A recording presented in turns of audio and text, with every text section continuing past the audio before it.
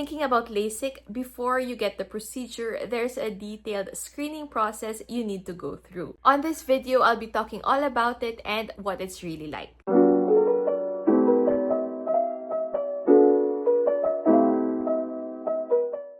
Hi everyone! Welcome to my channel. In this video, I'll be taking you through the screening process. Here, you'll undergo tests, doctor checkups, and you'll find out if you're a really good candidate for LASIK because hindi lahat qualified for LASIK. It's been around 8 months since I had my LASIK and I'm excited to share my experience. So if you're thinking about getting LASIK or you're just curious, stay tuned.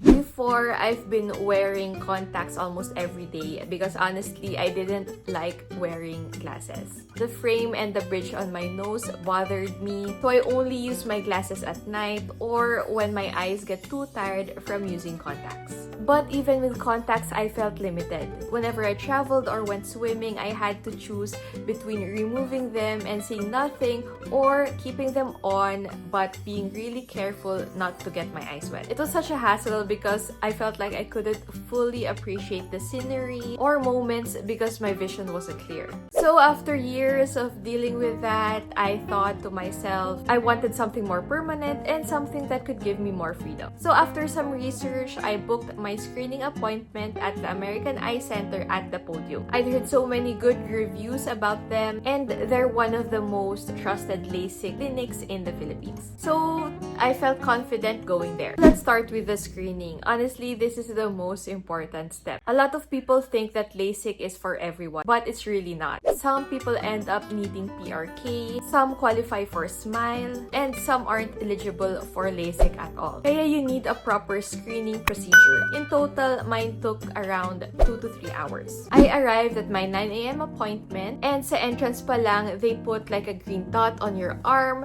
to indicate that you've already checked in. So the first step was registration. After filling up the patient form, then we started with the tests. There were about 5 machines to check things like my eye grade, corneal thickness, eye pressure, dryness level, stability of my grade, and the condition of my retina. It was the usual blink, look at the light, focus on the image kind of tests. Quick and painless naman lahat. Then I was taken to one of the exam rooms for another test where I had to read letters. This included the cycloplegic retina pre-check. And we wrapped up around 10 a.m. Then came the first ophthalmologist checkup. The doctor explained everything clearly and the best part, hindi ka naman nila pinipilit na magpa-LASIK. They simply tell you if you're a good candidate based on your tests. In my case, I was qualified for LASIK and SMILE, which was really reassuring. The difference of the two is basically, for LASIK, it's flap-based and super fast vision recovery. And sa SMILE naman, it's flapless, gentler on the eyes, and safer for active lifestyle. Mas matagal lang yung recovery versus LASIK. And SMILE is more expensive than LASIK. After that, I went through another doctor to get more advice and answer some questions. Next up was dilation. They put 3 drops on each eye with 10 to 30-minute intervals.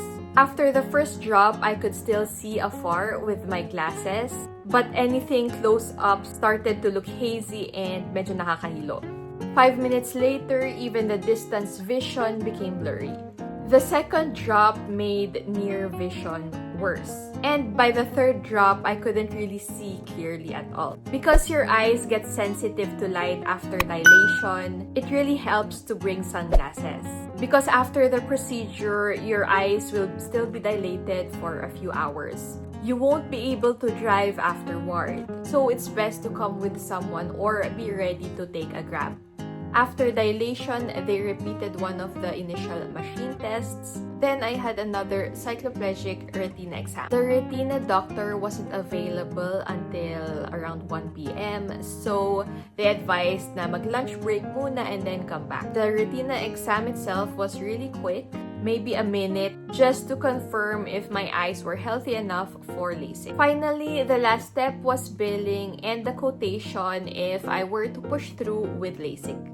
So that's the entire screening process. You want to make sure that your eyes are completely safe before the procedure. Once the screening is done, you have up to 6 months to decide if you want to proceed with LASIK or not. If you wait longer than 6 months, you will have to retake the tests. So how much did the screening cost? In total, general consultation and LASIK screening test was around 6,000 pesos. And the quotation for LASIK and Smile for LASIK was around 69K and for Smile was around 94K. I hope you learned something on this video. If you have any questions, comment down below. On my next video, I'll be talking about my actual LASIK experience. So stay tuned. Don't forget to like this video, hit the subscribe button and the notification bell in order to be notified on more videos similar to these. Thank you guys. Bye!